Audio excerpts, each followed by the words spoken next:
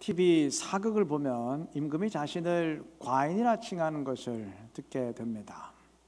이처럼 흉년이 심각한 것은 다 과인이 부덕한 탓이요 라든지 과인이 경들의 말을 듣지 않아서 이렇게 되었어 뭐 이런 식으로 자신을 항상 과인이라 칭하는 것을 듣게 됩니다.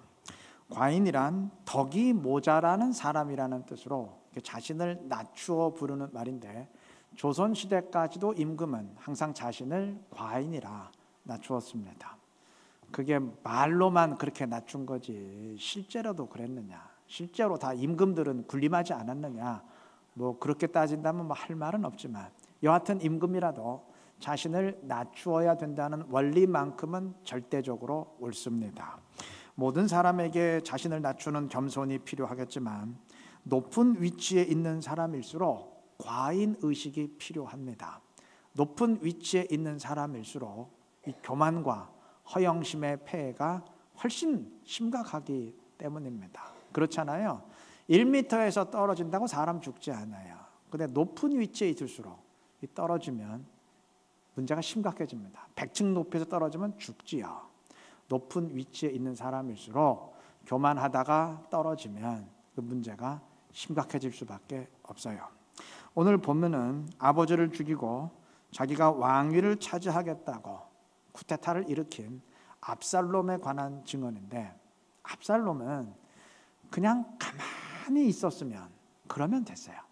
가만히 있었으면 이 사람은 저절로 왕이 되었을 사람입니다. 다윗의 모든 자식들 가운데 장자인 암논은 이미 압살롬에 의해 죽었고 지금 남아있는 자식들 가운데 가장 연장자, 가장 맏아들이 압살롬입니다. 물론 형 암논을 죽이고 도주하면서 압살롬은 족보에서 삭제된 자식이 되었지만 그건 그때의 일이고 지금은 상황이 완전히 변했어요. 13장 39절의 증언처럼 다윗은 압살롬이 그런 끔찍한 일을 벌이고 이방 땅으로 도주했음에도 여전히 압살롬을 극진히 사랑했고 그래서 3년 만에 다시 예루살렘으로 돌아오도록 했습니다.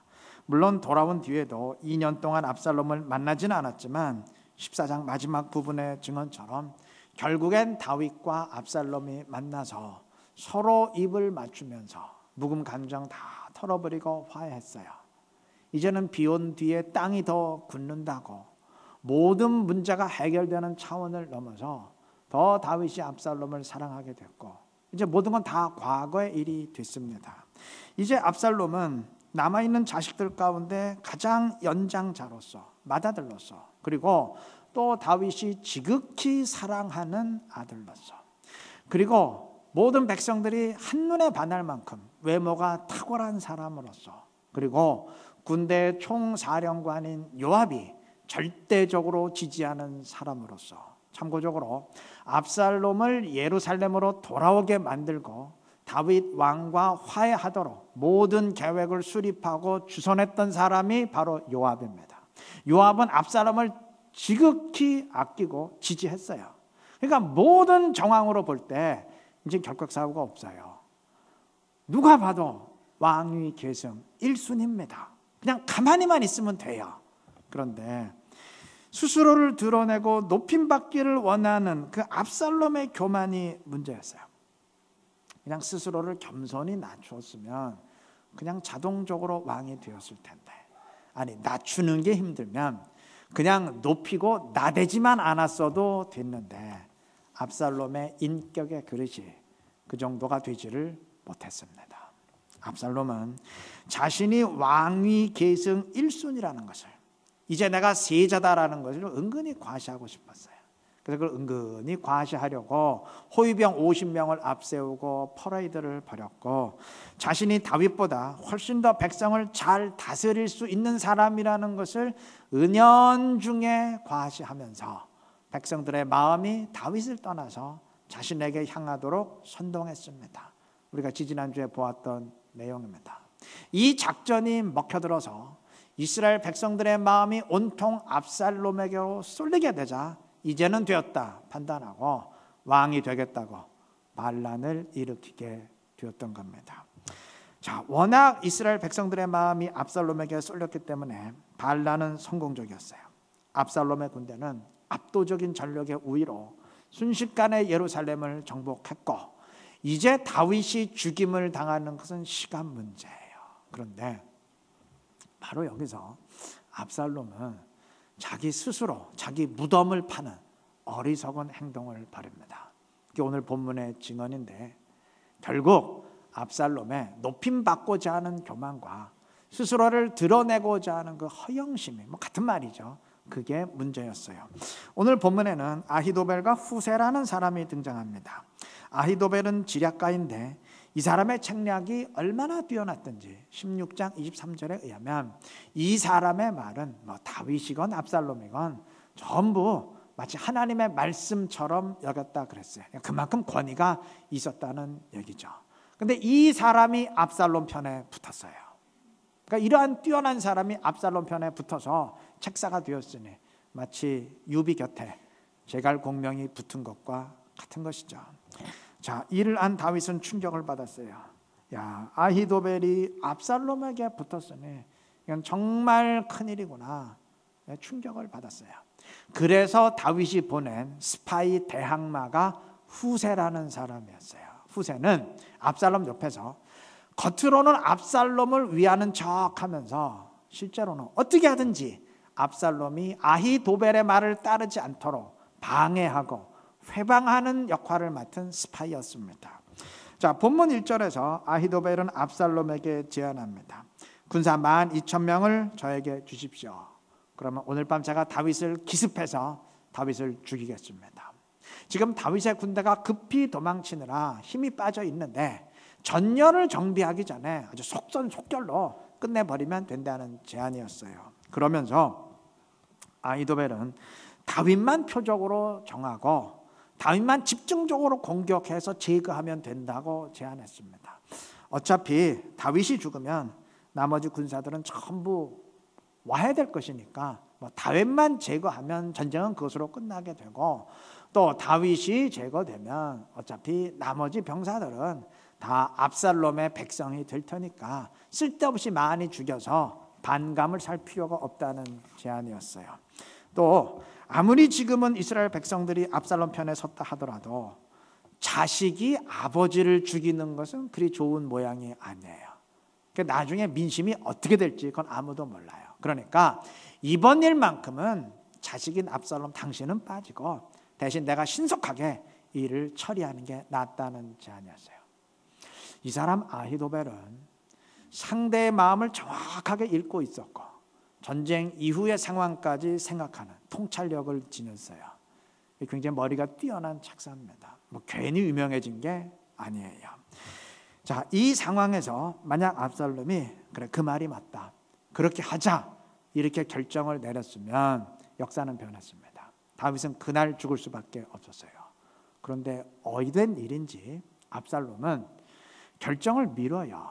그리고 이왕이면 후세의 말도 한번 들어보자 하면서 후세를 불렀습니다.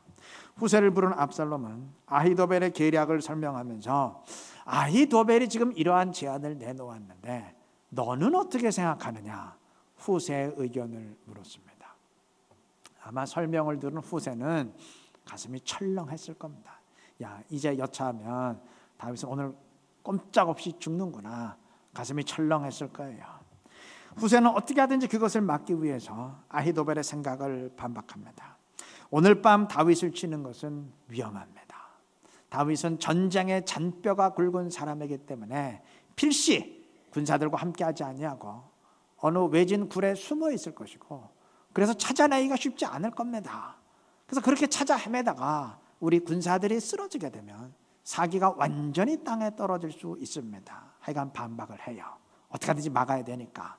그러면서 후세는 자신의 계획을 제안합니다. 크게는 두 가지예요. 첫째, 11절 내용처럼 단에서 브엘세바까지 모든 전국의 군사들을 다 모은 뒤에 그 군대를 아히도벨에게 맡기지 말고 압살롬 당신이 직접 지휘하십시오 제안해요. 왜 이렇게 제안했을까요? 전국의 군사를 다 모으려면 그 시간이 걸릴 거 아닙니까? 다윗이 도망칠 수 있는 시간을 벌어주기 위한 제안이었어요. 둘째는 12, 13절의 내용입니다. 다윗만 표적으로 삼지 말고 다윗과 함께하는 모든 군사들을 다 치십시오 제안합니다. 왜 그랬을까요? 압살롬 군대의 공격이 다윗에게만 집중되지 않도록 분산시키려는 시도였어요. 자, 두 사람의 책략 가운데 압살롬은 하나를 선택해야 되었는데 뭐 책략가의 명망으로 보나 내용으로 보나 아히도벨의 말을 따르는 게 상식이에요. 그런데 어이된 일인지 압살롬은 아히도벨의 말은 물리치고 후세의 말을 따르기로 결정합니다. 자, 압살롬의 편에서는 이건 정말 다 된 밥에 재를 뿌리는 결정이었고 결국 이 어리석은 결정으로 인해서 다 잡았던 승리를 놓치고 패배하게 됩니다. 왜 그랬을까요? 물론 14절의 증언처럼 하나님이 인도하셨기 때문이지만 인간 편에서 보면 압살롬의 교만과 허영심 때문입니다. 만약 아히도벨이 군대를 이끌고 전쟁을 승리하게 되면 아히도벨이 개선 장군이 돼요. 압살롬은 아무것도 한 일이 없어요. 그 대신 후세의 말을 따르면 압살롬이 전적으로 군대를 지휘해서 승리하게 되면 당당히 개선하면서 모든 영광을 자신이 다 독차지할 수 있어요.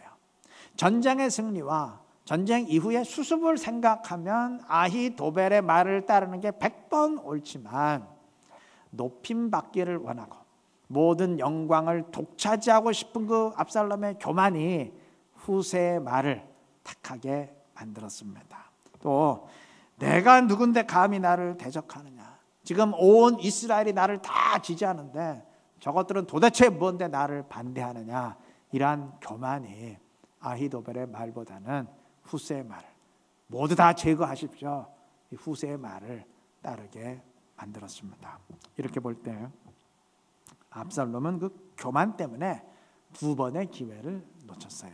첫째는 그냥 가만히만 있었으면 저절로 왕이 되었을 텐데 스스로 높아지고자 하는 교만 때문에 반란을 일으켜서 패망하게 되었고, 둘째는 반란을 일으킨 뒤에도 그냥 정상적으로만 했으면 되는데 역시 모든 영광을 독차지하고 싶은 교만 때문에 후세의 말을 따르다가 결국 다 잡은 승리 놓치고 패망하게 되었습니다. 그의 패배가 천만다행이었기에 그것을 반면교사로 본다는 게 뭐 이상하긴 하지만 여하튼 그를 통해서라도 교만은 패망의 선봉이라는 성경의 진리를 다시 한번 확인하게 됩니다. 불교를 좀 인용해서 죄송한데 불교의 금강경에 이런 구절이 있어요. 그대가 겐지스강의 모래알보다 더 많은 보시를 했어도 내가 했다는 아상이 있으면 아무 소용이 없다. 아상이란 내가 했다는 스스로의 생각입니다. 그러니까 아무리 큰 일을 했어도 이거는 내가 한 것이다, 내가 이 정도 했다, 이런 교만한 마음 버리지 못하면 아무 소용이 없다는 의미인데, 생명이 없는 종교의 말이긴 하지만 압살롬과 같은 사람들이 좀 새겨 들어야 될 말입니다.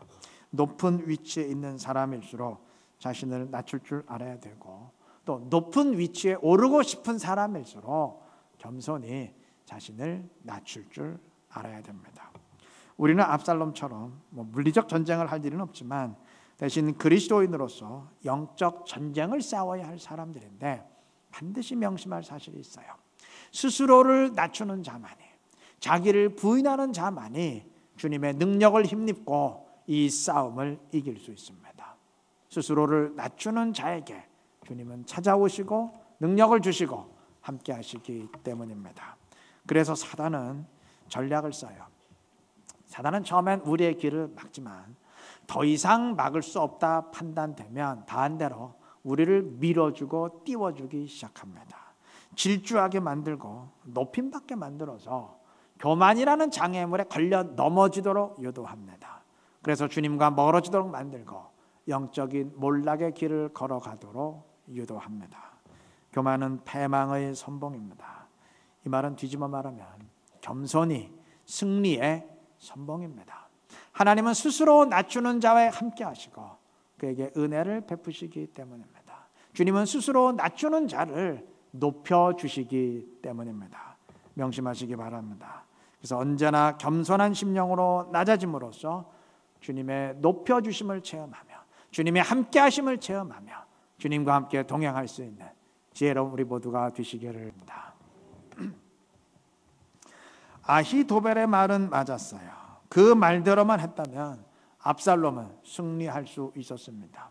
왕위에 오를 수 있었습니다. 반면 후세의 말은 틀렸어요.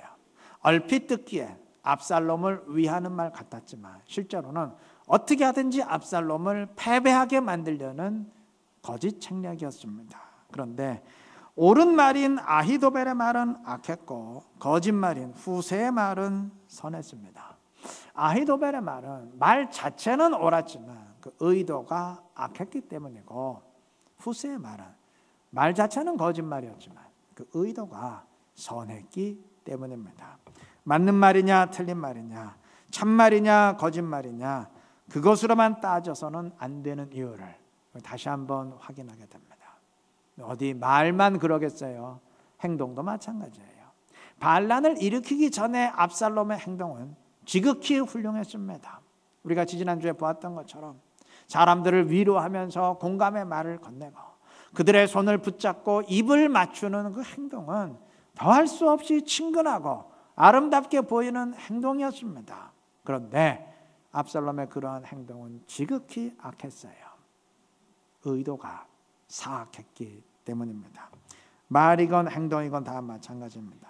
들리는 게 전부가 아니고 보이는 게 전부가 아니에요. 그 사람의 의도와 그 사람의 중심이 들리는 말보다 보이는 행동보다 100배, 1000배 훨씬 더 중요합니다. 제가 얼마 전에 남한산성이라는 영화를 보았어요. 병자호란을 배경으로 한 영화인데 여러분 병자호란은 다 아시죠? 조선 인조 임금 때 명나라를 제압한 후금이 국호를 청나라로 바꾼 뒤 계속 명나라를 편드는 조선을 응징하기 위해서 황제가 20만 명의 대군을 이끌고 쳐들어왔던 난리입니다. 전쟁입니다. 자, 이때 남한산성에 갇힌 조정의 대신들은 두 파로 나뉘어요. 청나라에 항복하는 굴욕을 감수하고서라도 일단 살아남아서 훗날을 도모해야 된다는 그 최명길의 주화파와 안 된다. 명나라는 임진왜란 때 우리를 도왔던 고마운 나라인데 그런 명나라를 배신할 수 없다. 죽기를 각오하고 끝까지 저 청나라 오랑캐들과 맞서서 싸워야 된다는 김상헌의 척화파로 나뉘어서 아주 첨예하게 대립을 합니다. 영화에서는 훨씬 유명한 배우에게 최명길 역을 맡겼어요. 배우 이병헌 씨가 그 역을 맡았어요.